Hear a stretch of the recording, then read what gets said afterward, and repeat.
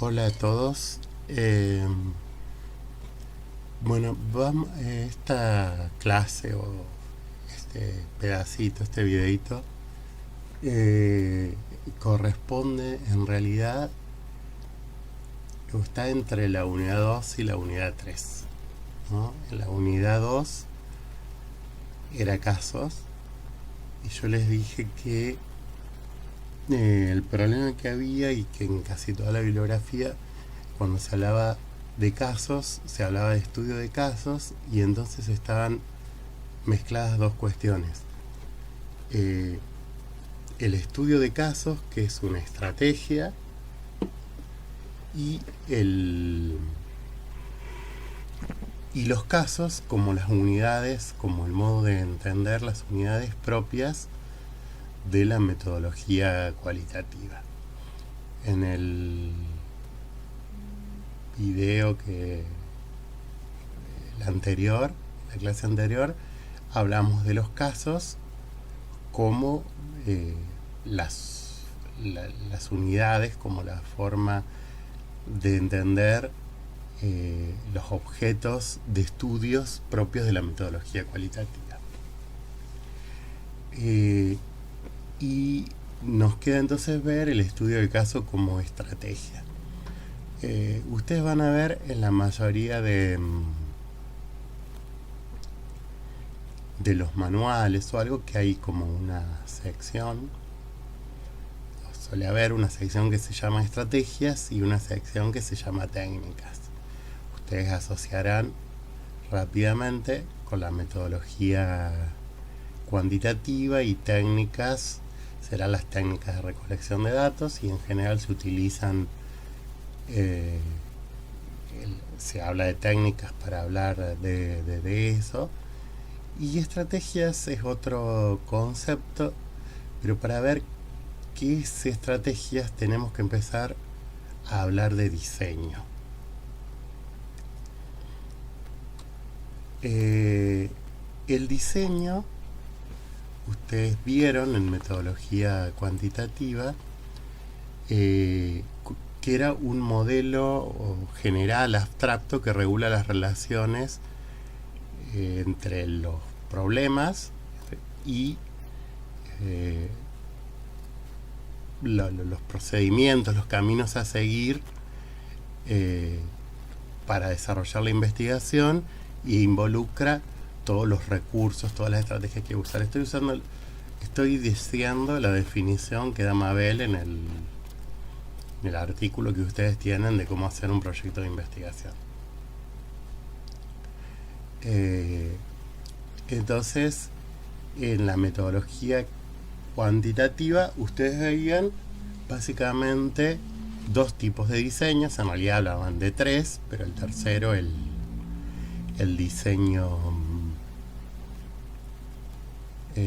exploratorio para la metodología cuantitativa, era todo aquel que no alcanzaba por el estado de la teoría, por la posibilidad de conceptualización, por la incapacidad de desarrollar las muestras correspondientes o la estructura de armado de grupos, etcétera, lo que fuera necesario según el diseño.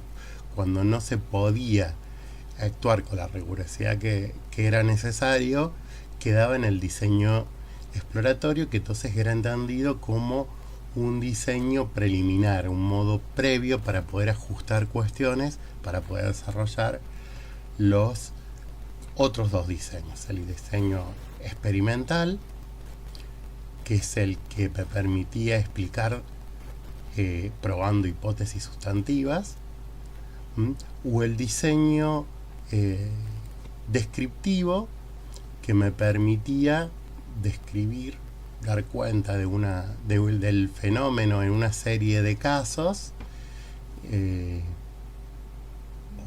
o probar, la palabra no sería probar, pero bueno, ver como hipótesis probabilísticas, ¿no? Estadísticas. No sustantivas, no esas que implicaban una causa-efecto, sino que implicaba relaciones probabilísticas y que como tal trabajaba con muestras para generalizar al universo. Esos diseños, más allá de que hay muchísimas variantes, hay muchos tipos de experimentos, hay muchos tipos de diseños descriptivos. Si yo no sé, pero si no recuerdo mal, ustedes leyeron Hernández Sampieri, me parece, para diseños, y él creo que habla de como de 5, porque diferencia, descriptivo, no me acuerdo bien, pero por ejemplo sé que diferencia el descriptivo, que solo ve el estado de una variable, al correlacional, que vincula dos variables. Ya decía que el descriptivo que ve solo una variable es algo absurdo, que nadie gasta en hacer eso, que no dice prácticamente nada, se obtiene un dato suelto. Pero bueno, o sea, en realidad es diseño, los dos tienen la misma lógica. O sea, hay como dos grandes lógicas, diría, dos grandes tipos de diseños en ese tipo de investigación. Esos diseños tienen la característica de que no solo muestran un modo de articular lógicamente al problema los demás elementos. Para simplificar acá pongo la teoría y la metodología, sino que a su vez de alguna manera también dan una serie de pasos de cómo es ese procedimiento. Es decir, qué se hace primero, qué se hace después, qué se hace después. Es decir, se define a partir de la teoría un problema, se desarrollan hipótesis para ese problema, se afina la conceptualización teórica, operacionalizando, haciendo lo que haya que hacer. A partir de ahí, cuando tengo los conceptos traducidos a indicadores, los pongo en un instrumento, el formulario para una encuesta o para un protocolo de observación no participante o lo que fuera. Lo aplico a una muestra representativa de un universo, relaciono los datos, aplico el instrumento, obtengo resultados, analizo los datos. Para eso utilizo ciertos recursos estadísticos que me permiten establecer grupos, correlaciones, inferencias correlacionales a lo sumo en determinado grado, y a partir de esos datos discuto la teoría y digo entonces si sigue probándose, si se modifica un poquito o si no. ¿Ve? O sea, es bien secuencial. En la metodología cualitativa, la principal, o sea, sigue funcionando esta idea de que es un modelo lógico abstracto que regula la relación entre todos los elementos, entre el problema, la teoría y la metodología. Y digo esto para simplificar, suponiendo que en teoría tengo conceptualizaciones, tengo investigaciones previas, tengo conocimiento, todo eso filtrado y matizado y a partir de supuestos ontológicos y epistemológicos que me permiten formular el problema. Que en metodología tengo procedimientos, técnicas, modos de selección de los casos, modos de análisis, etcétera, etcétera, etcétera. Pero no se puede pensar, digamos, en general. Bueno, por supuesto que en el medio siempre hay posibilidades, digamos, no es que no es como en Bruin tenemos un extremo y otro extremo, pero en principio, digamos, en la metodología cualitativa el diseño no se puede pensar como secuencial, no se puede pensar como un modelo lógico establecido previamente, necesariamente. Hay como un esquema en muchos casos, pero modificable, pero sigue manteniéndose la idea de cierta lógica. Qué sé yo, si yo voy a hacer una etnografía, necesariamente voy a utilizar observación participante. Si voy a hacer una historia de vida, voy a utilizar una entrevista en profundidad. Pero digamos, es flexible, es modificable. La teoría define el problema hasta ahí, pero la teoría no es un conjunto estable como en la metodología cuantitativa. Es más, en algunas propuestas prácticamente no tiene que haber teoría antes de empezar, porque nos manejamos de manera más inductiva. Entonces la teoría es el resultado. En la otra metodología también es el resultado que se discute al final, pero necesito sí o sí partir de ciertos supuestos, hipótesis fuertes. Acá no necesariamente. La teoría se va a modificar. Y cualquiera de estas tres cosas, la teoría, el problema, la metodología, y cuando digo metodología, digo los casos, las técnicas, el método de análisis, todo eso, se puede ir modificando en el transcurso de la investigación. Es decir, que los diseños en principio son mucho más flexibles. No quiere decir esto, vuelvo a insistir, que no haya investigaciones cualitativas que sigan un diseño muy secuencial, que se lo propongan todo antes de empezar y lo continúen. Pero en principio hay un diseño, sería la articulación entre estos elementos, una articulación que responde a cierta lógica. Entre ellos, cuando se modifica algo, posiblemente modifique algo de la otra de las tres cuestiones que están ahí en interacción. Y por supuesto que la lógica tiene que ver también con seguir respondiendo a una articulación lógica entre los tres grandes grupos de supuestos: los ontológicos, los epistemológicos y los metodológicos. Entonces, ¿de qué hablamos cuando hablamos de estrategia? Cuando hablamos de estrategia en la metodología cualitativa, hablamos de ciertos diseños que están más o menos consolidados. Es decir, hay ninguno como estructurado, pautado como los de la metodología cuantitativa, pero sí más o menos consolidados. Cuando uno dice que va a ser una historia de vida o cuando va a ser una etnografía, está más o menos consolidado qué es lo que va a ser, cuál es el diseño, cómo se van a articular el problema con la teoría y con la metodología. Todos estos nombres que les pongo acá, menos lo último, son estrategias que van a aparecer en la materia. Algunas que vamos a ver mejor, otras que vamos a pasar muy por arriba.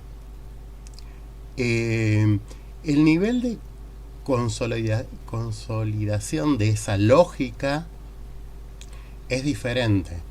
Algunas, porque surgen como una teoría, como la teoría fundada, están como bastante pautadas,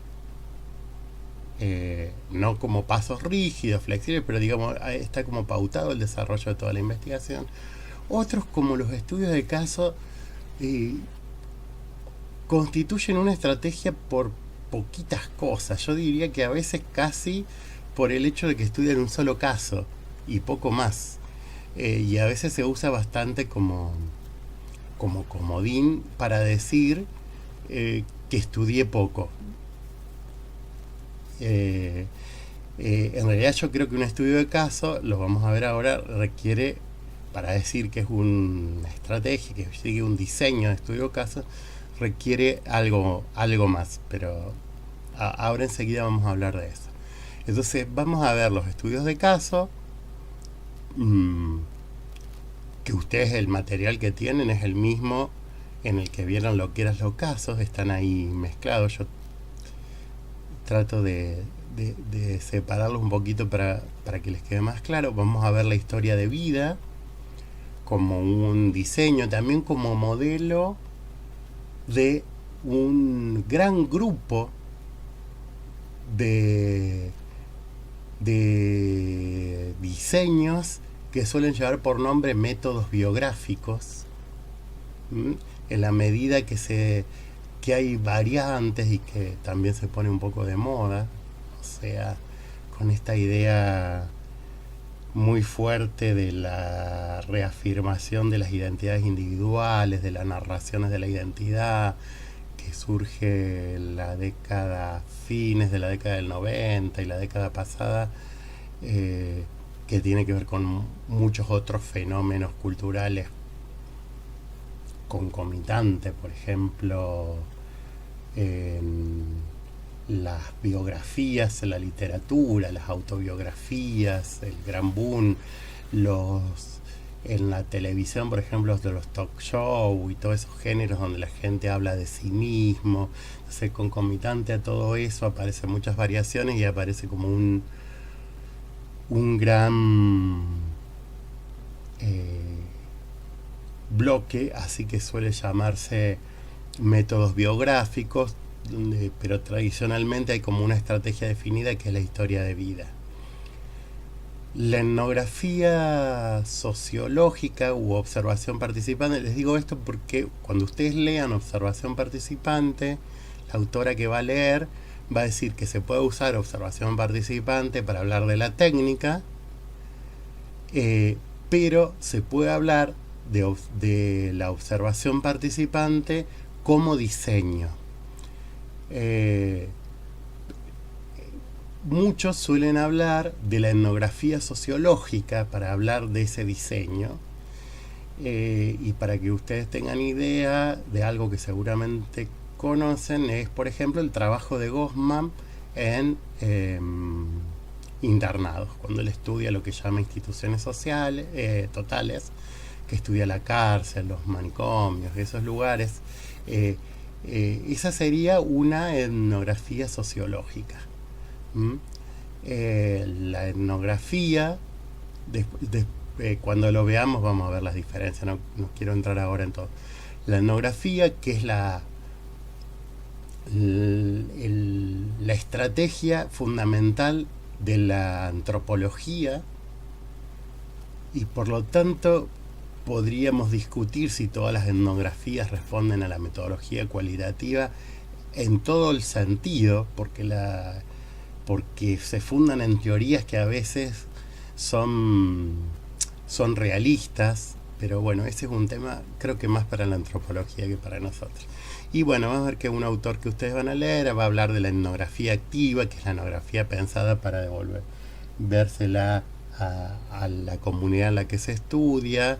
Después sí vamos a ver un poco la etnografía multisituada, tiene que ver con cómo hacer etnografía en el mundo de hoy, donde todos los fenómenos están, donde todos los lugares están conectados. Vamos a ver algo de etnografía utilizando medios audiovisuales, o la etnografía en internet, la etnografía virtual. Esas serían entonces otras estrategias, y ahí en variaciones de la etnografía hay montones propuestas. Pero después vamos a ver teoría fundada e inducción analítica, y lo vamos a ver en una unidad que es de análisis.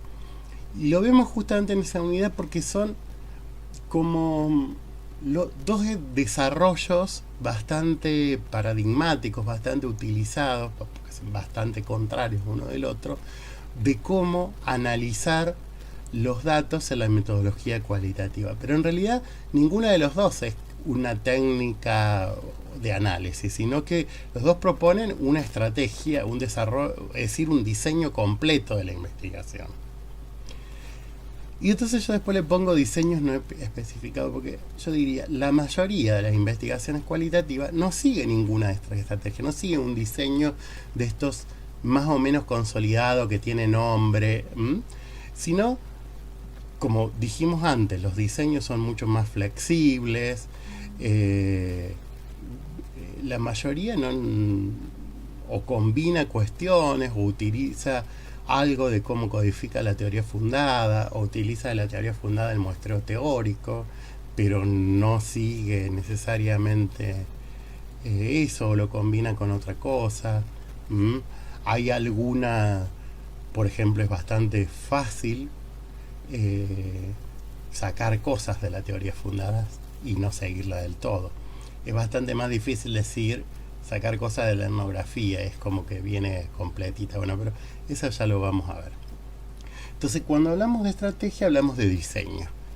Generalmente, si decimos estrategia, es porque estamos hablando de un diseño más o menos consolidado, que más o menos sabemos a qué se refiere y no de la idea de diseño en general, que siempre está, porque siempre hay un diseño, siempre hay un modelo que articula el problema con todo el proceso de investigación, con todas las partes y el proceso de la investigación, pero que no necesariamente tiene un nombre y está así más o menos, tiene un nombre y una pauta más o menos establecida. Por técnicas es lo que ustedes conocen, o sea, las técnicas básicas de obtención de datos son la entrevista y la observación, con versiones en principio diferentes a las que veían la metodología cuantitativa, con un montón de variantes, y hay algunas otras cuestiones, hay otras técnicas, hay otras posibilidades, pero básicamente son esas.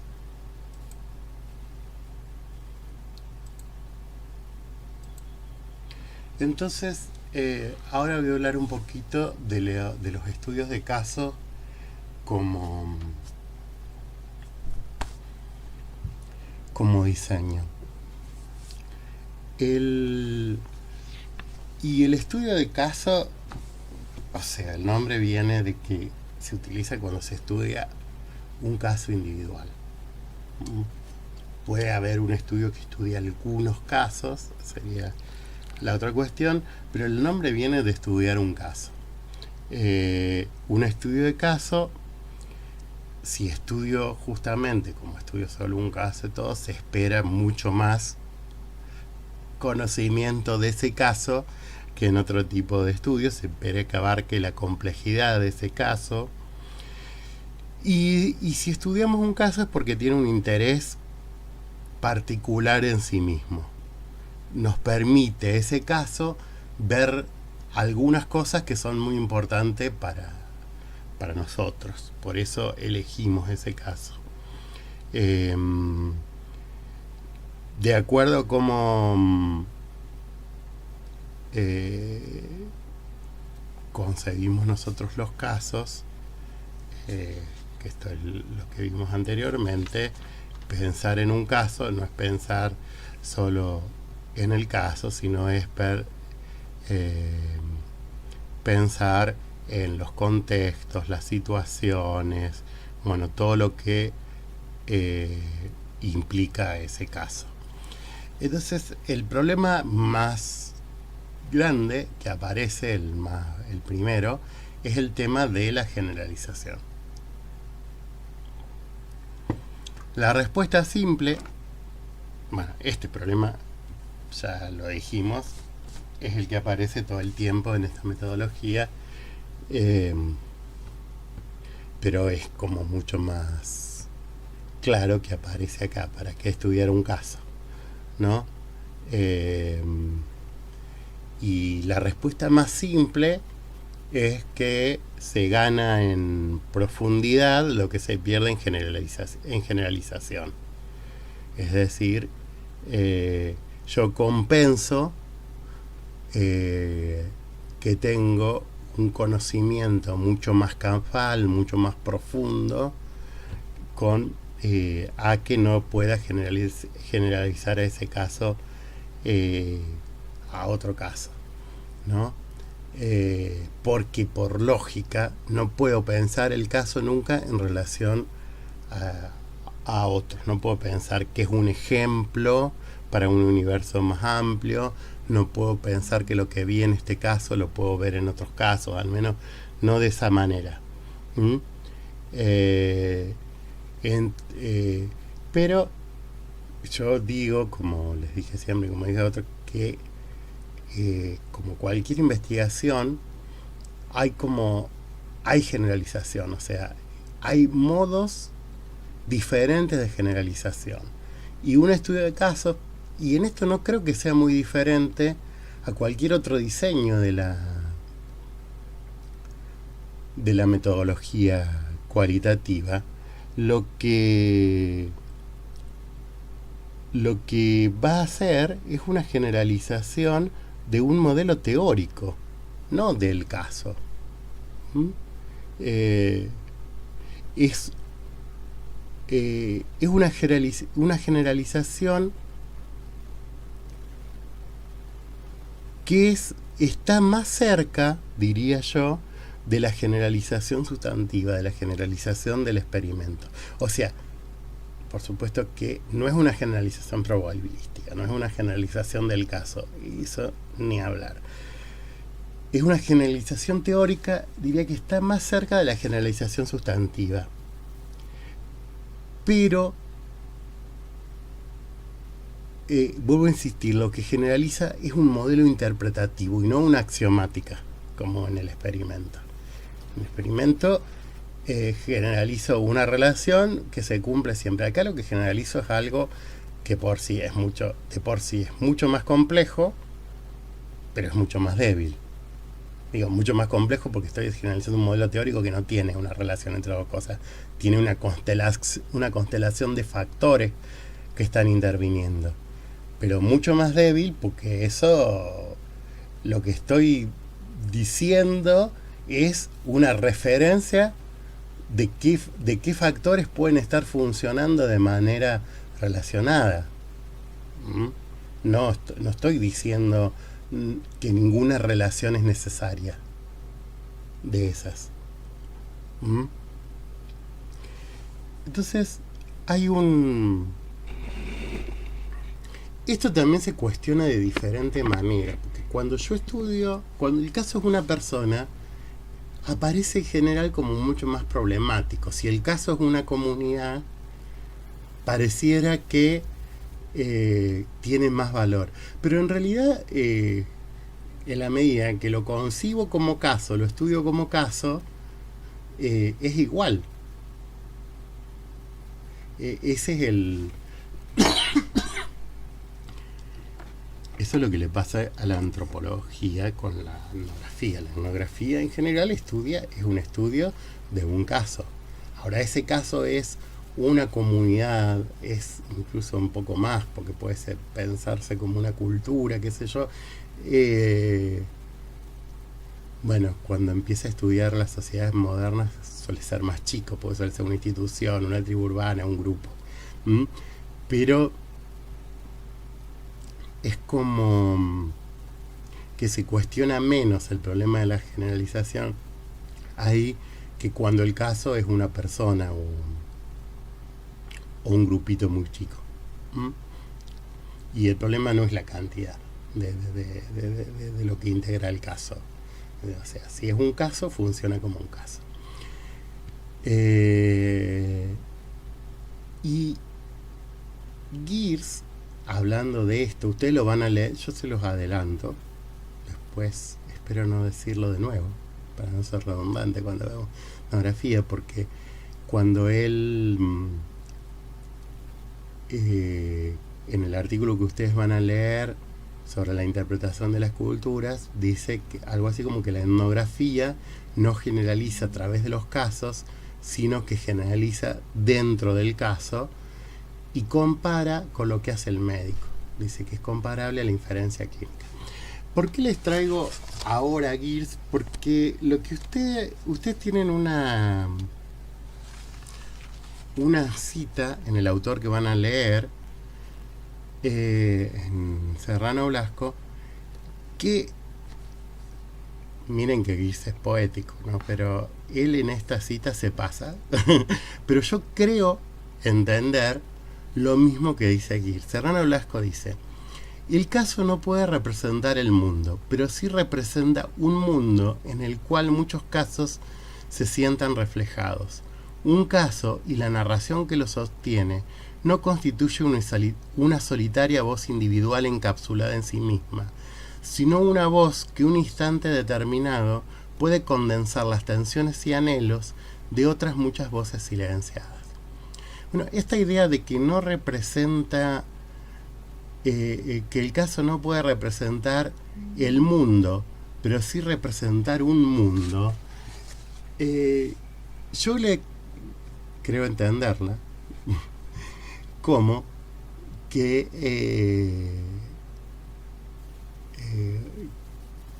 ese mundo, representar un mundo, es un modelo teórico. Y es lo mismo que está diciendo Geertz cuando Geertz dice que no, el caso no genera, bueno, él dice, él está hablando de la etnografía, no generaliza a través de los casos, sino dentro del caso. ¿Y qué es lo que dice Geertz? Geertz dice que lo que hace el etnógrafo, está diciendo él, es parecido, o no sé si no lo dice, es lo mismo, que hace el médico cuando diagnostica la enfermedad de un paciente. Un médico ve determinados síntomas, entiende cómo pueden ir relacionándose esos síntomas a partir del conocimiento previo. El conocimiento previo es la teoría biológica, la teoría biomédica. Y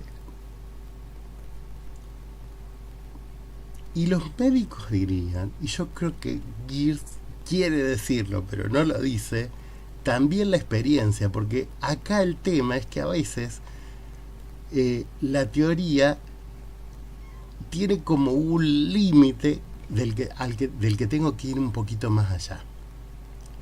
Entonces, en el contexto o a partir de esas teorías, esos síntomas, con esos síntomas construye un marco de inteligibilidad que adquiere,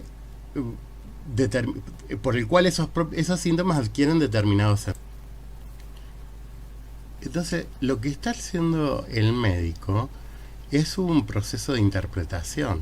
Está interpretando esos signos, construyendo un marco que le da sentido a la luz de las teorías que tiene y las que está construyendo. Digamos, no está explicándolo, no está prediciendo, no está dando una explicación para predecir casos.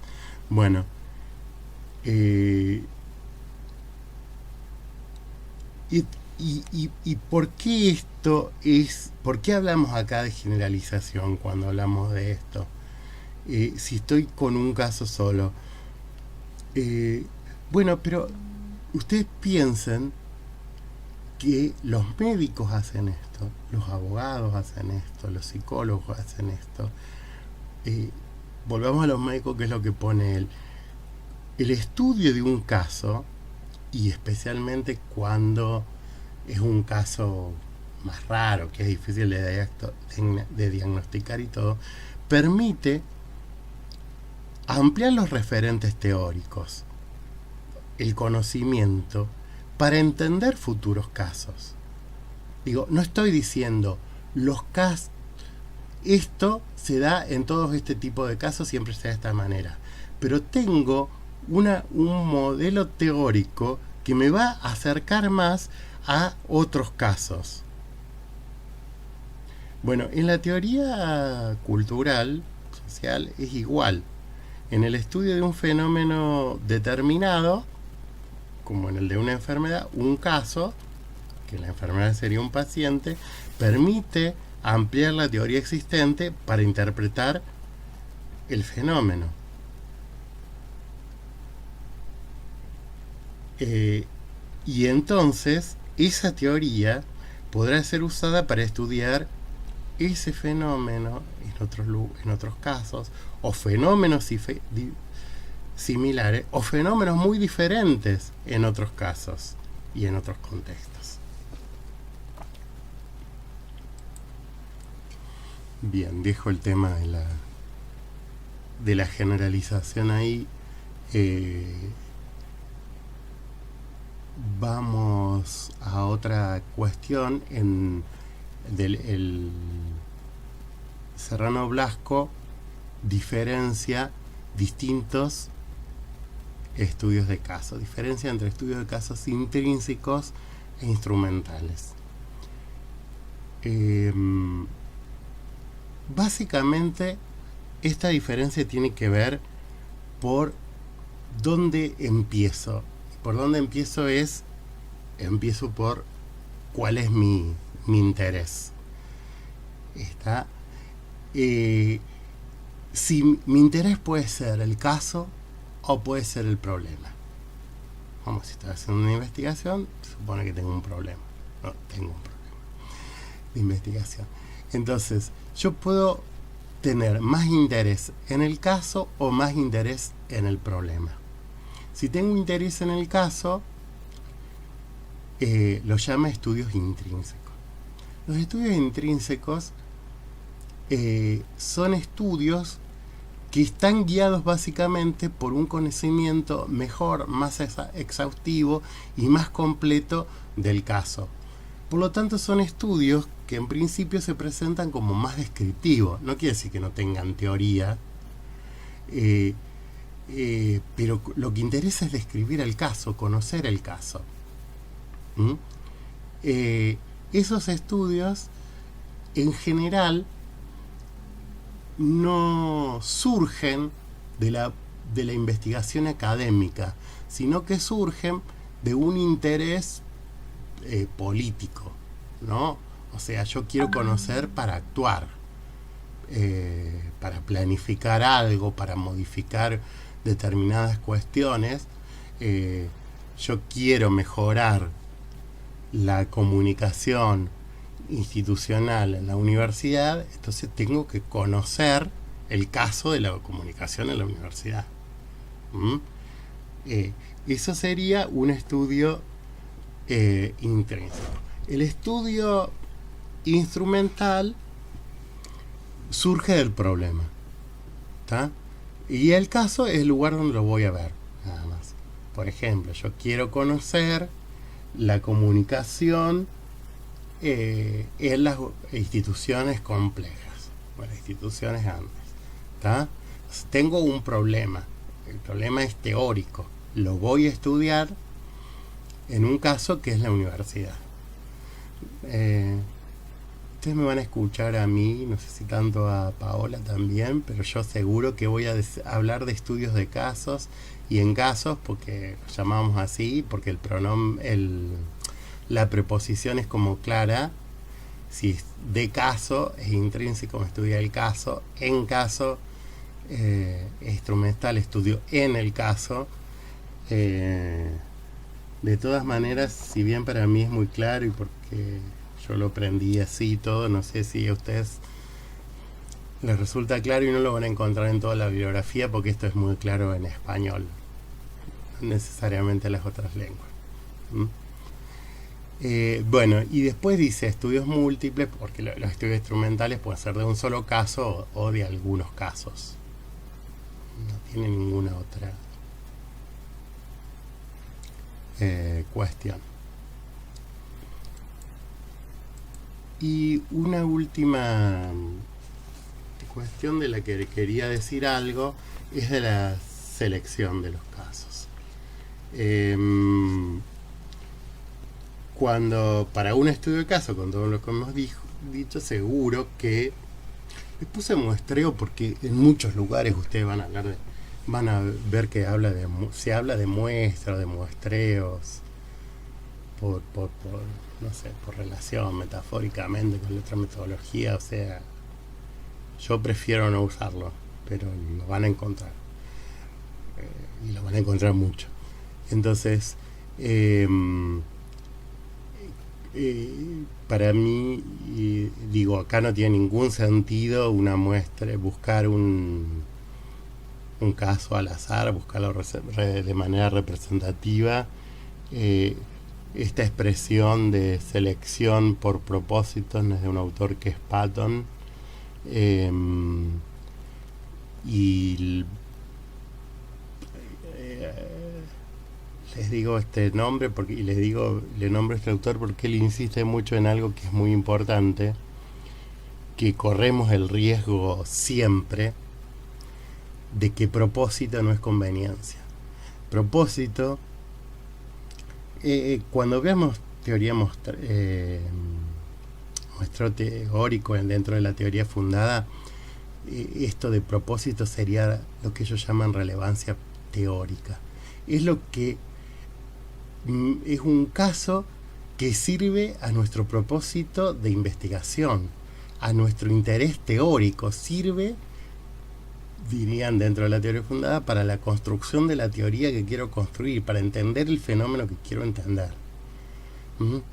Y cuando dice que propósito no es conveniencia, porque conveniencia es el que nos queda mejor, al que es más fácil llegar, al que seguro que nos va a dedicar, no sé, el tiempo que nos tiene que dedicar si tenemos que hacer 5 o 6 entrevistas de 2 horas durante 2 meses, 3 meses, o cosas por el estilo. Entonces, por conveniencia, a ver, esto por supuesto, en la práctica es una negociación. Él es el mejor para el problema y el que tengo acceso, y como si las dos cosas no coinciden ni de cerca, bueno, uno negocia, porque hay casos que son los mejores pero que son realmente inaccesibles. Son los mejores para nuestro propósito, pero son los mejores pero inaccesibles.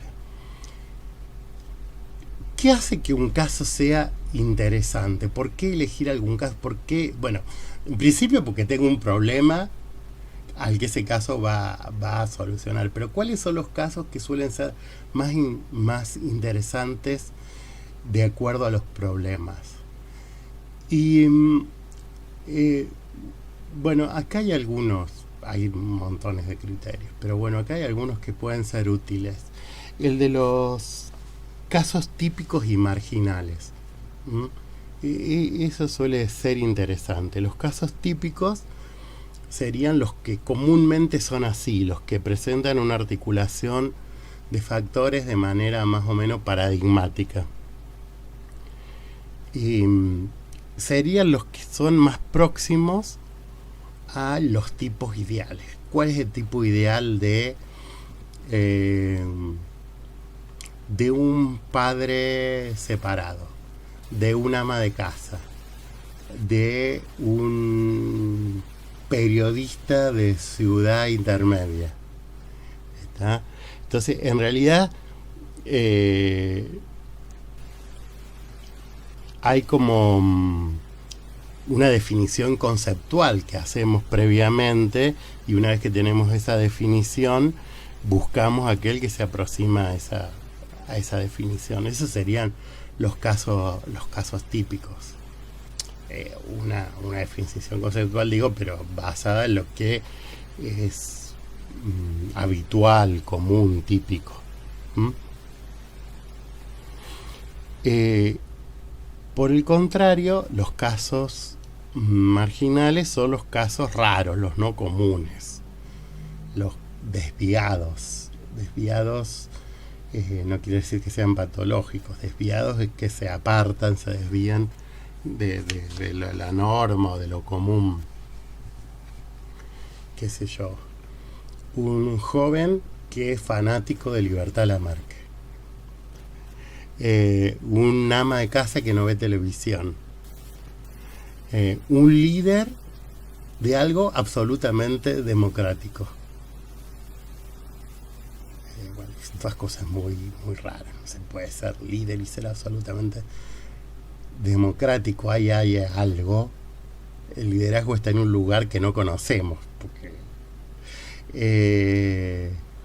un joven fan de Libertad Lamarque es como, no sé, una discronía total. La mayoría no deben tener ni la menor idea quién es Libertad Lamarque. Bueno, y así como más extremo de lo marginal serían los casos cruciales. eh, eh, porque son como... los otros son como raros, estos son como más inexplicables, ¿no? Eh, por ejemplo, un trabajador que nunca se integra a la clase media.